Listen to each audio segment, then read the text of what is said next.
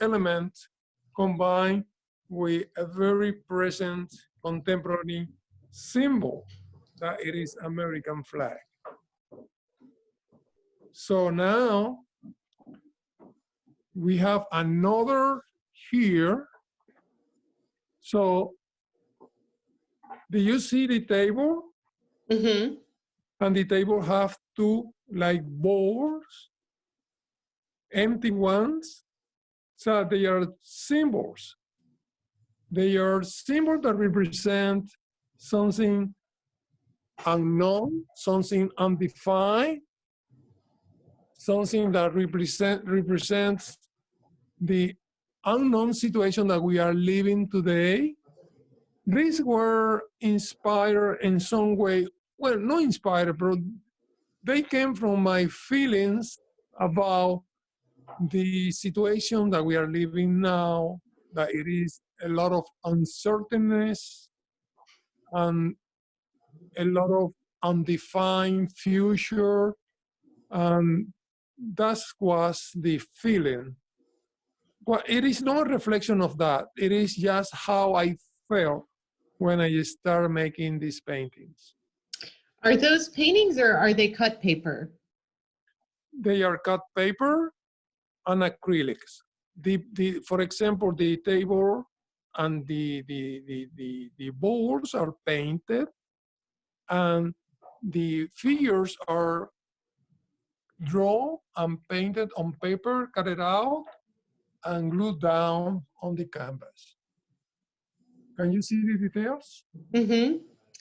Does working that way with cutting out the figures give you a little bit more freedom in terms of where they're placed on the canvas? Is that part of why you work this way?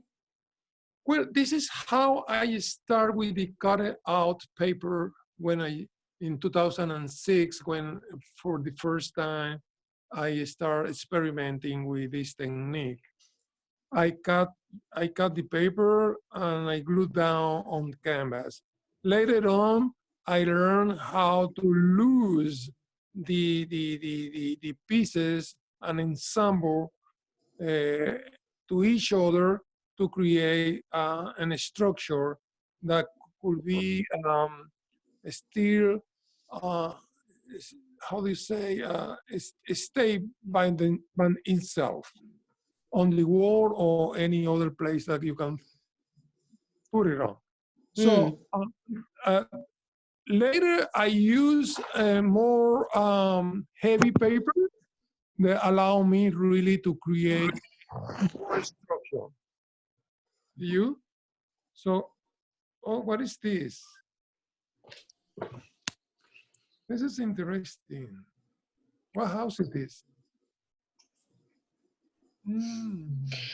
Henry, one question. Can you show us your paints and cuts and glues, for example, the order in which you assemble them? Well, let me show you what I'm working right now, and I'm going down there, okay? To your question. Okay. This is the painting that I'm doing now. This is a small painting.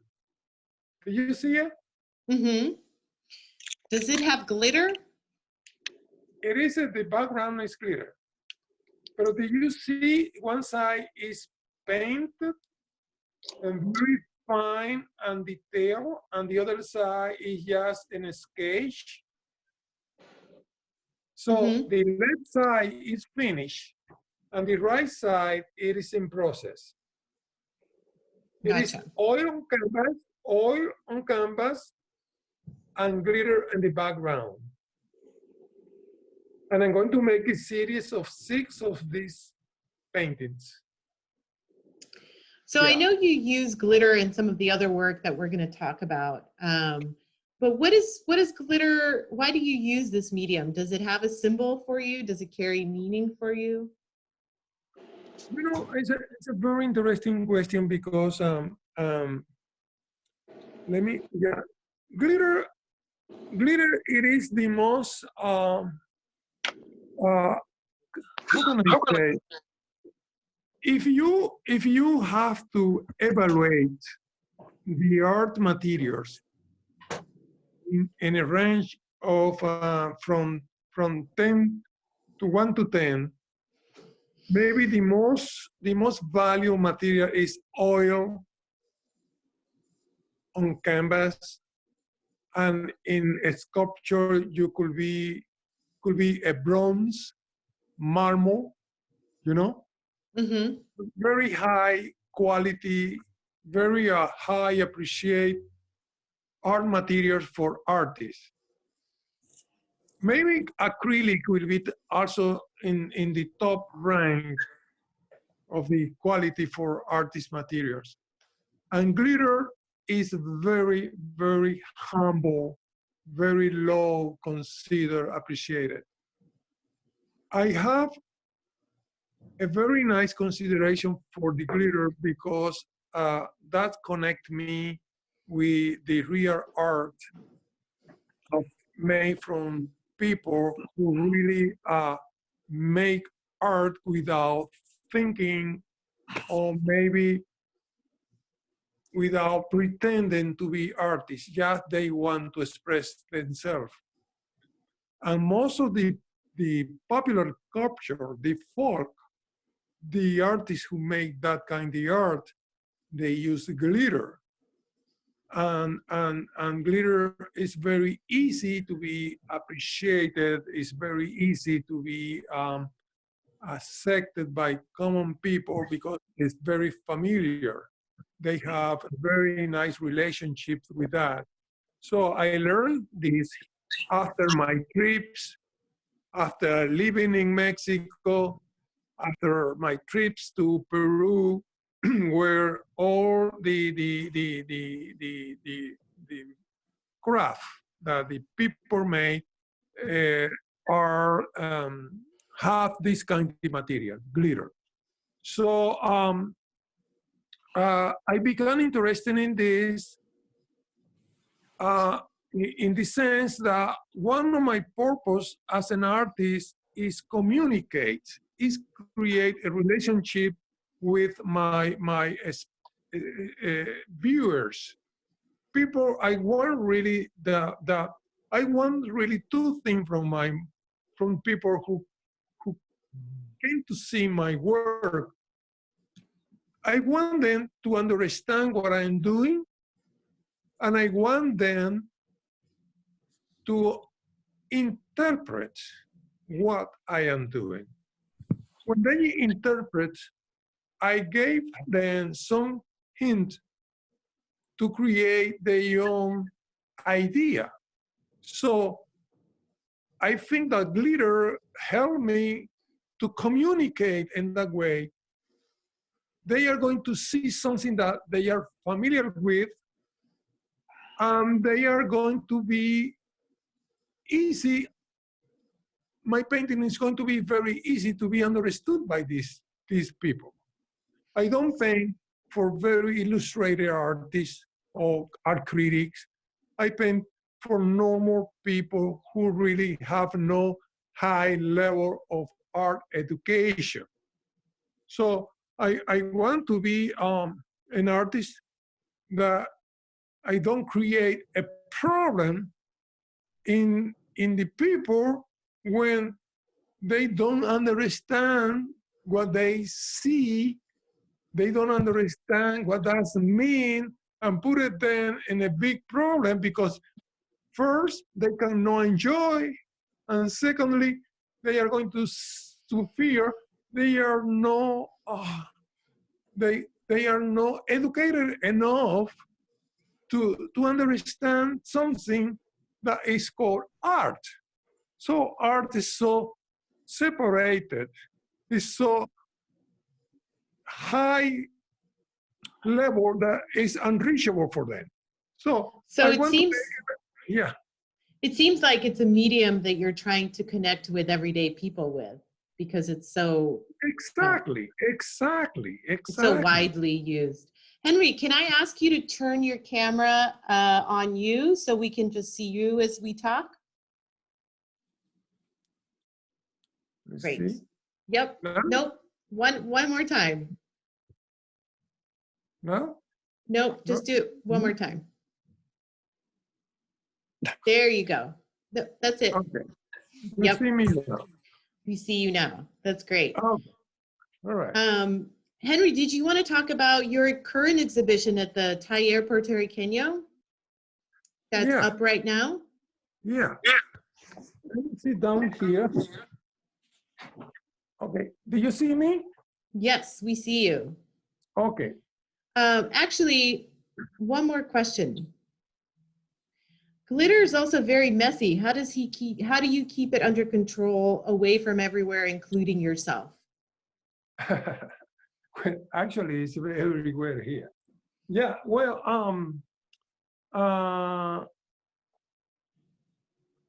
when you use glitter, you have to be aware that you have to fix it. If you don't fix the glitter, you are going to be glitter for everywhere that you go. So, for example, let me show you.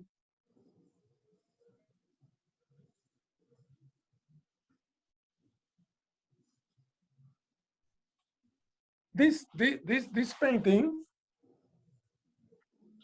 have a glitter fix because I apply fixative. The same spray that you use to fix drawings, charcoal, I use them to do this. So I apply on the top, and this is going to keep the glitter attached to the surface. So it doesn't go around. It does, of course, if you rub and do, never is going to be 100% attached. Pero it's okay, it's acceptable. You understand? Mm-hmm. So yeah, glitter this is a little problem. Yeah, and you have to deal with that. Gotcha. A lot of vacuums should be. Raphael was wondering, in the Van Gogh inspired painting, did you paint the Van Gogh vase, or is it a picture of it that you pasted on? No, I went to the museum. I took a picture with my phone that I use it as a model for the painting. I wanted really to make I read some of these letters from Van Gogh to his brother. For some reason, I became a little, connected with the idea of this suffering artist and all of the situation, and make me feel, okay, let me go to the museum. And this painting that the sunflower that the museum have, always have, I have some beautiful idea about, I always, every time I go to the museum, I go to see this painting. So I use it in these experiences. They are experiments, Mm-hmm. You go around and you play around. So I didn't do more than 2 or 3 paintings of that. Can we see the Van Gogh painting again, really quick? Yeah, let me bring to here.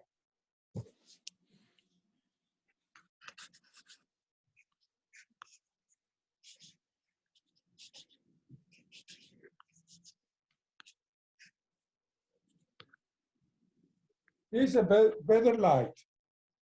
So first I made this one. Do you see it? Mm-hmm. It's wild. So I use glitter as a background, and I try really to do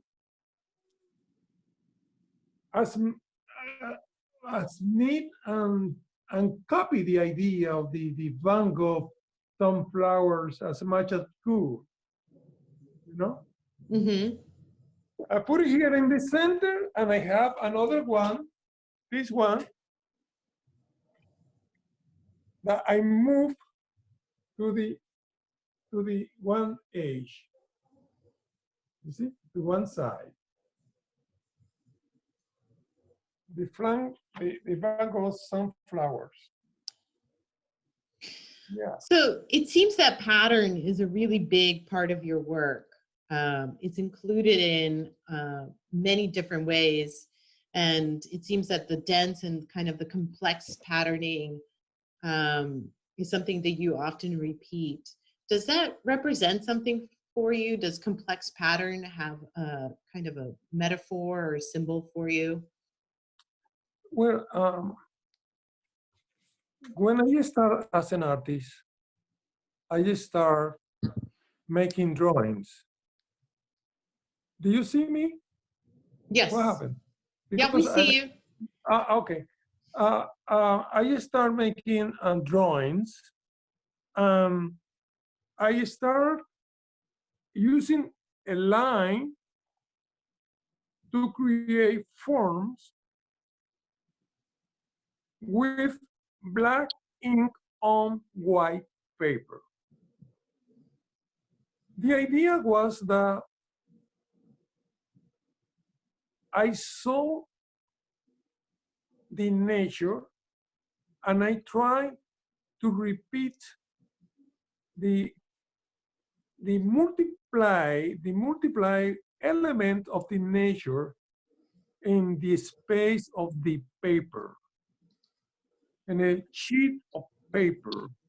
So I start making one leaf and I repeat it and repeat it and repeat it.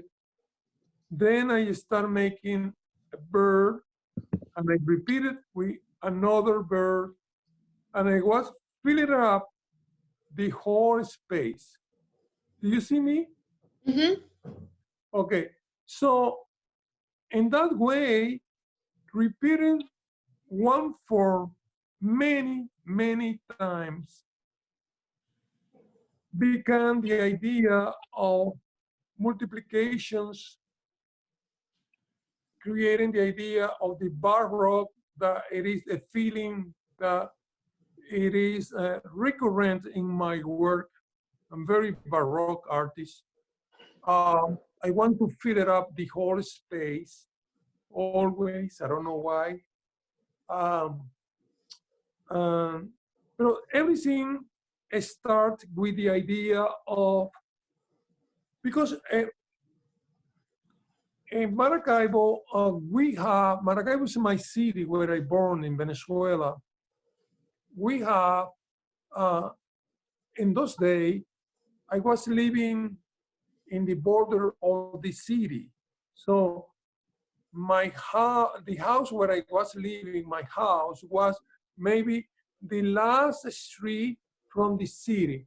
From there up was like a forest. So my backyard, or the backyard of my house, was almost the forest. So I grew up there. So my relationship with the nature was since then. And my relation with the trees, my relation with the birds, my relation with all of these snakes, all of this, it started when I was a kid, because that was my playground. So I repeated as an artist what I learned from those days. Later on, I have a chance to go to teach in a little town called Bermudez, 400 kilometers south to my city, just in the real jungle in between the Andes Mountain and the Maracaibo Lake, where very, very tropical area where the rain season is the whole year, and everything is green and everything is exuberant, and you know the snakes and the how do you say, scorpions, everything is big and millions. You understand? You never living in this area when you are going to put on your shoes, you first have to see what it is inside, because it could be a scorpion there. So you have to clean, you have to look that nothing is in there. And a spider is very, you become familiar with all of this. So that was my first job living in this area. I was maybe 21 years old when I arrived there to teach. But who learned was me. That I learned from this tropical environment, plus this little town called Gogh was created by African descendants. The slave that they roam out from the plantation, and they created 300 years ago this little town. Today they have connection with the big, it's part of the country, they have roads, electricity, everything. But when I was there, I learned from all of these African ceremonies and African mythology that were inherent with the Catholic culture. So all my vision of the mythology became from my relation with the culture. So now I can explain to you that what I brought with me to this place was enriched with what I learned, what I saw, what was present in front of my eyes. Awesome. Yeah. And then I go into Mexico, because I moved from Bovura to this area full of mythology to Mexico City. And of course, what was my attraction in Mexico City? The mythology of the Aztec culture. Then I mix the mythology of the Aztec culture with the African descendant I learned in Bermudez.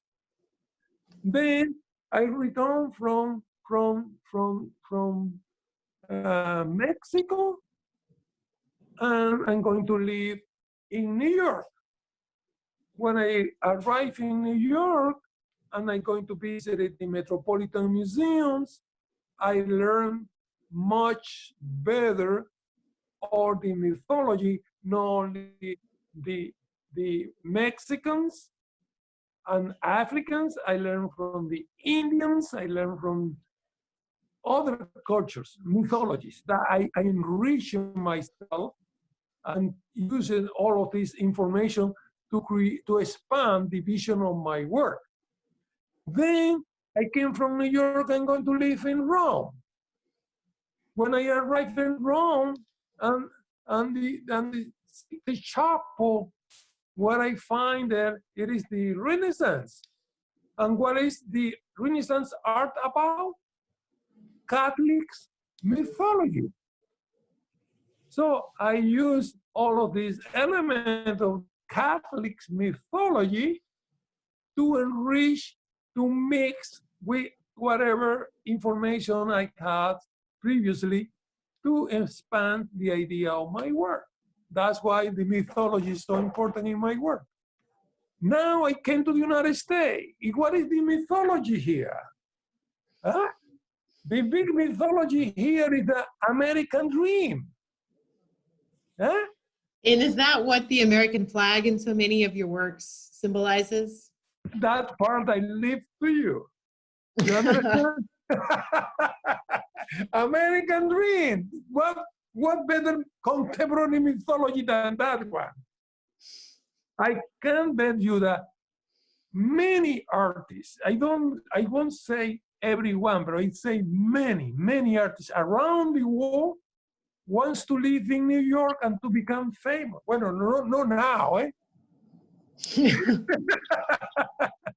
Maybe in the future, they want to come to New York and hit the big pot. You understand?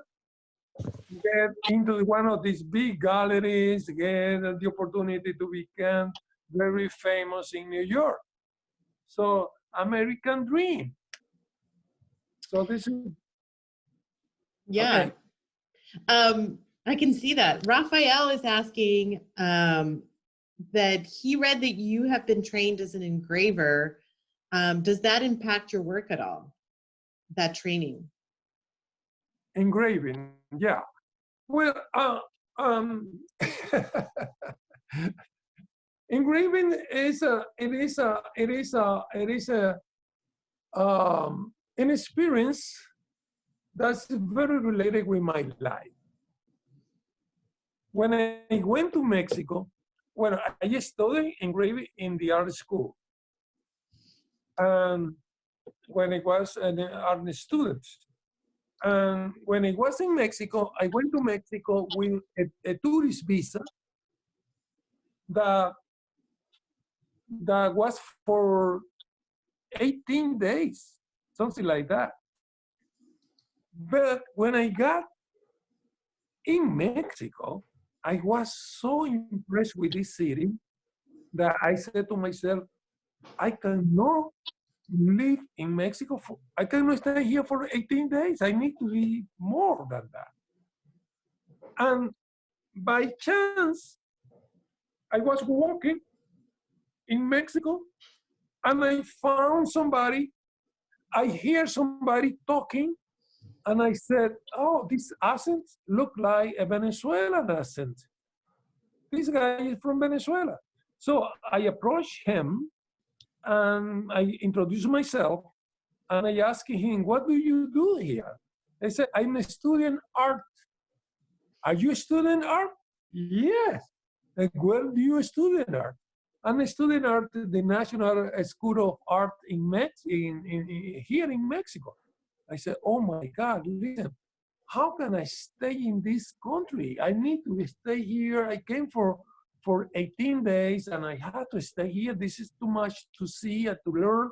He said, go to the art school, register yourself as a student, and change your visa from tourist to a student, and point.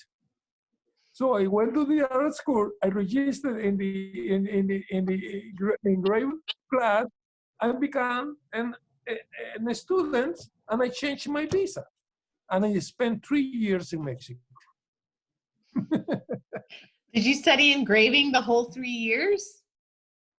Mostly. But no. I learned many things. I studied seriously about mythology in la Universidad Nacional Autónoma de Mexico. I and was very for me was very how do you say, adventurous situation, because one of the teachers in the university, so Mexico, it is a place where everything is how can I say,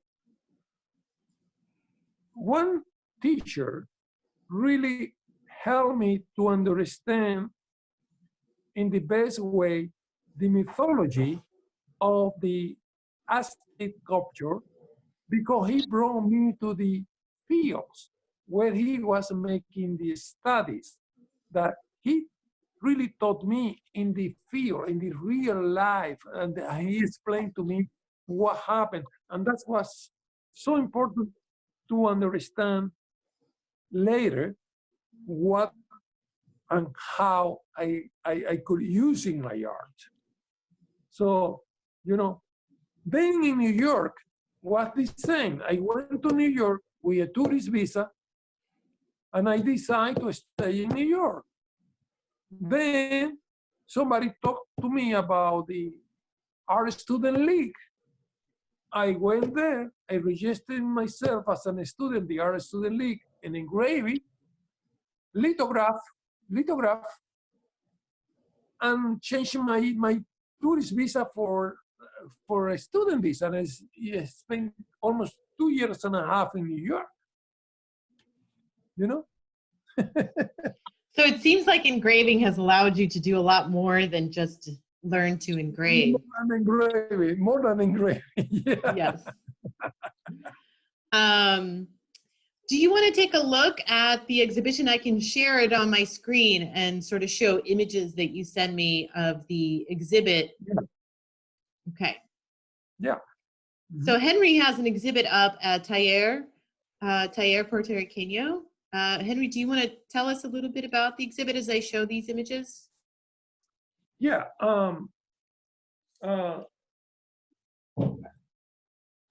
Thank you so much to Rafael Damas, Taller Puertorriqueño, for this opportunity.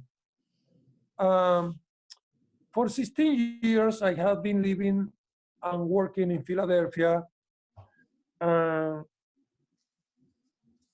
making big sizes, big scales paintings that I never have the opportunity to put together in so beautiful a space as I have in Taller Puertorriqueño. The show in Taller Puertorriqueño is I call this a small anthology because I have reunited pieces from 2006 to 2020. So the first one, let's go to the first one, Vita. Yep. This one is called The Heavens. The Heavens is part of a series of work that I did in 2006 for a show that, yeah, I did a show here in Philadelphia in 2006 called Look into the Heaven.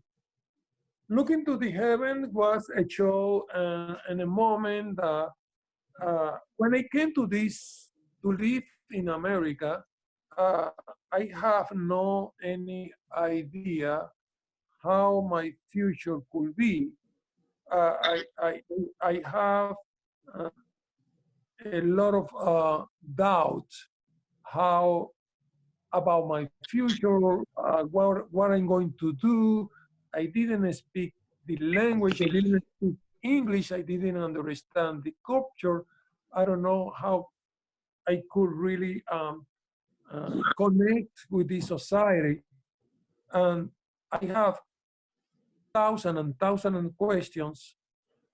And I came here when I was 53 years old, completely broke because I was running out from my country, who was starting in this process of destructions that it is now. My country is completely broke today, thanks to the socialism of the 21st century created for this guy that everybody maybe has here, Hugo Chavez, who with his socialist idea created this mess that it is our country today.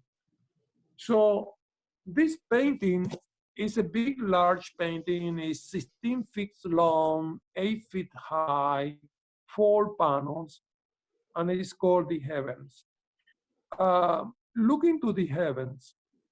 It is a saying, Catholics, mostly they are no, how do you say, the Catholic people, they remember they are Catholic and connected with God only when they are in big problems.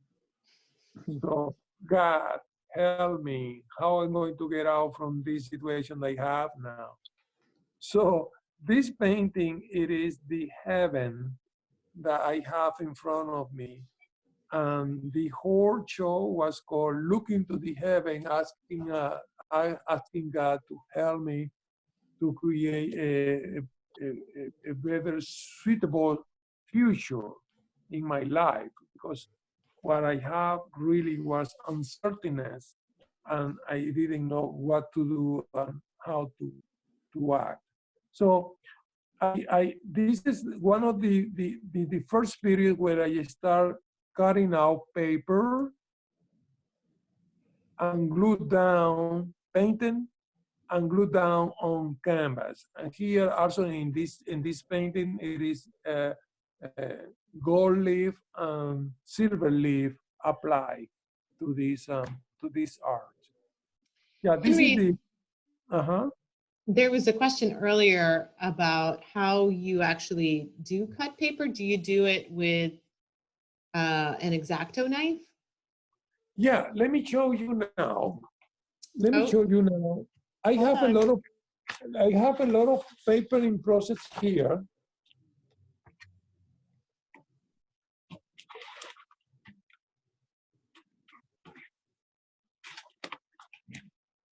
So here, do you see me?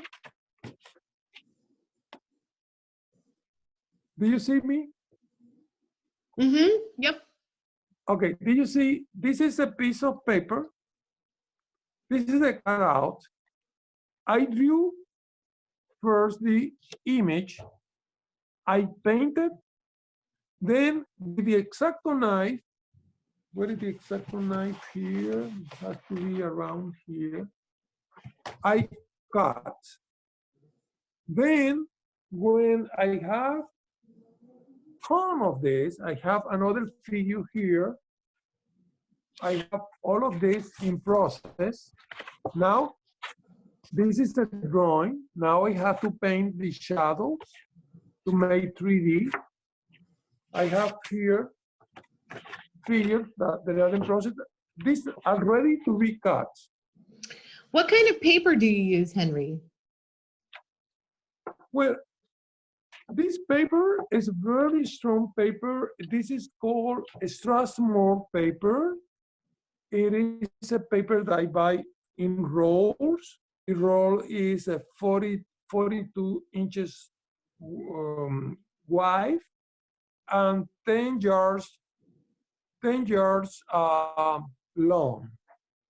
So, and what kind of glue do you use to glue down the paper? That's a good question. It is a glue. I have here.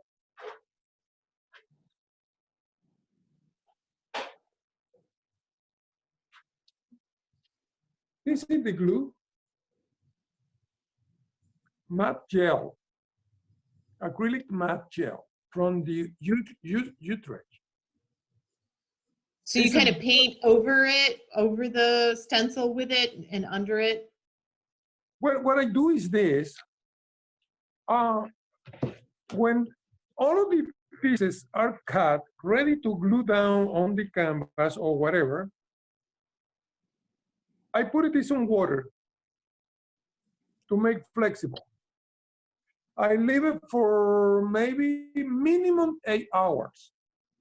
So I take it out from the water, I dry with a sponge and apply glue on the bag.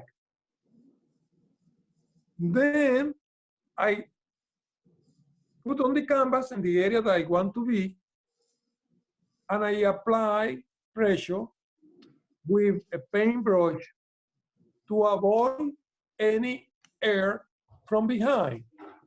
So to be sure that the piece is very well glued down to the canvas. Okay? And let it dry.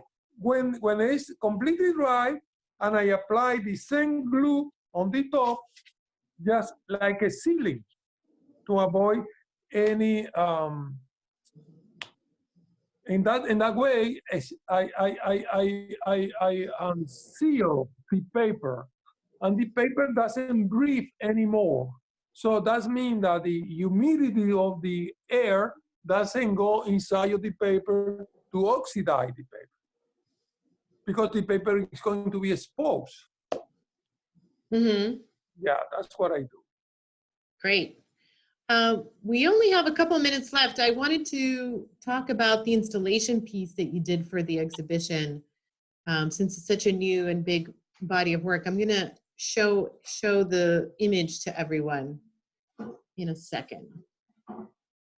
Yeah.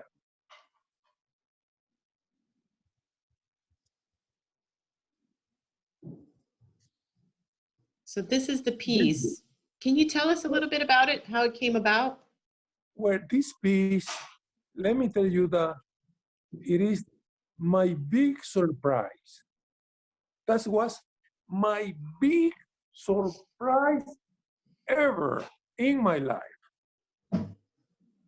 When Rafael invited me to make the show in this gallery, my first question that I never asked him, but I asked to myself, what I'm going to do with this word in the center of the gallery?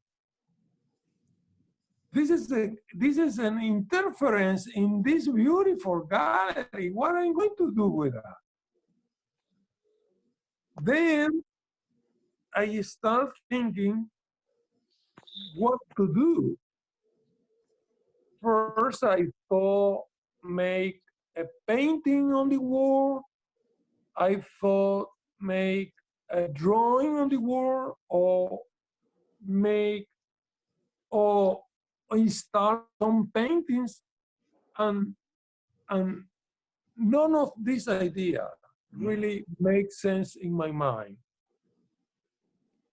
When I got this idea to make an installation in this kind, I took a big risk, immense risk, because the question was this: if I'm going to do an anthology, that it is a small anthology, I'm going to have many different paintings from different periods of my career, my work here in Philadelphia. For 16 years, I have changed my style. I have moved from one style to another one. So we are going to have there 8 different paintings from 8 different periods, and that will be difficult to unite as a show to go to be coherence. So, and besides that, I have to make an installation in the center. How am I going to do with all of these situations? How I'm going to unify the whole show? And I close my eyes, I start thinking, and I start doing. And when I was in the middle of the process of installing this wall, I almost came in panic, and I say, this is won't work. This wall is going to swallow the whole show. Something wrong is going to happen, because the wall is so strong, and nothing else is going to be seen, just the wall. And wow. But I didn't have any chance to change the idea, the project. The show was just, the opening was just a week far. I had to go ahead with the project. I had to go ahead with the installation, and I think that in the end it was very nice that I did, and I'm very glad I did. And for me, it was a big surprise that everything worked together. Of course, Rafael helped me a lot.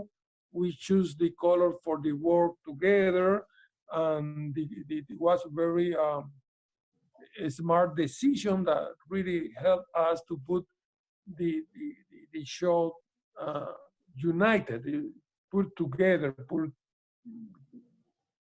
in harmony.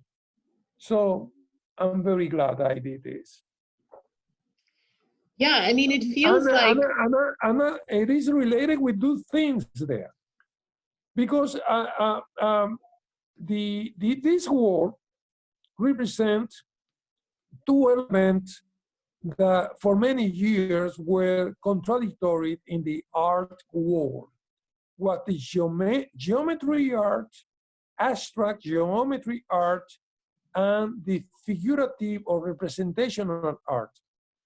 For many years, I learned that artists who were abstract artists, they neglect and reject the artists who were realistic or representational artists.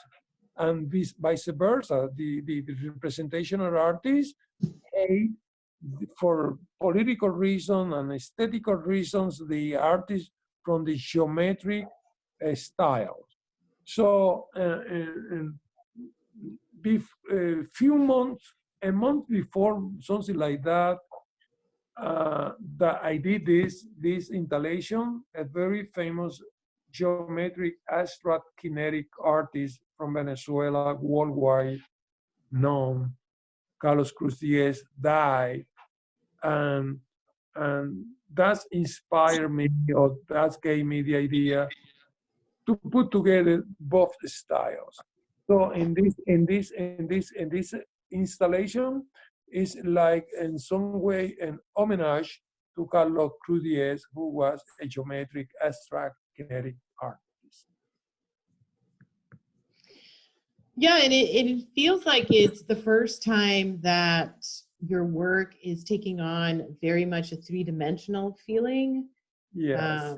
And that a lot of the elements in your work, the patterns, the shapes, even the snakes, the mythological characters are still present, but in this much more kind of three-dimensional aspect.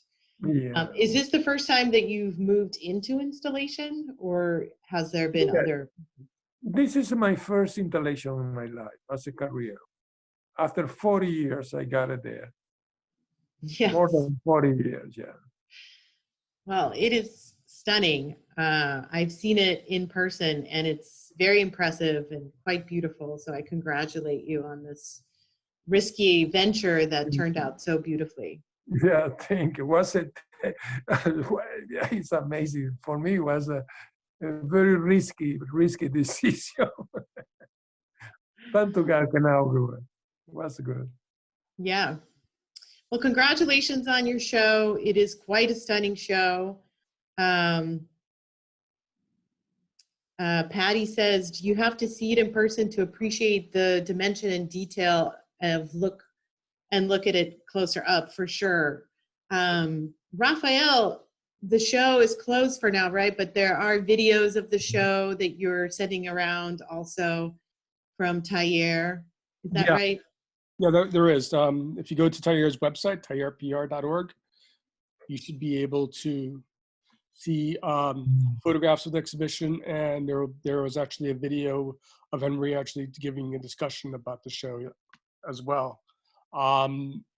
We're still trying to figure out ways to, I mean, it's a shame that the show was supposed to close on May 2nd, that that the public can't come to Taller to see it in person, but it is, but we're very proud of what Henry did in the gallery. I think he really showed a new side of of what he can do, and it's really it's a very impressive exhibition. It's fortunate that it was that we opened it up in the date that we did, and that there were still plenty of people who got a chance to see it, but it would have been better if it was still open now. But we're trying to do our best. Certainly. Thank you, Raphael. Thank you so much, everybody. It's been really great to spend time with you, Henry. Thank you so much for your time, for showing us the space, for telling us all about your work. It's really quite astounding. It's really beautiful. There's a lot of thank yous coming in from people thanking you for spending time with us. And thank you, everyone who joined us tonight. It's great to see so many familiar faces and to spend the evening with you. I hope everyone stays safe and healthy, and join us tomorrow night for a meditative stitching demonstration with Marie Elson. All right. Okay. Thank you. Okay. Thank you, everybody. Thank you, everybody. Henry.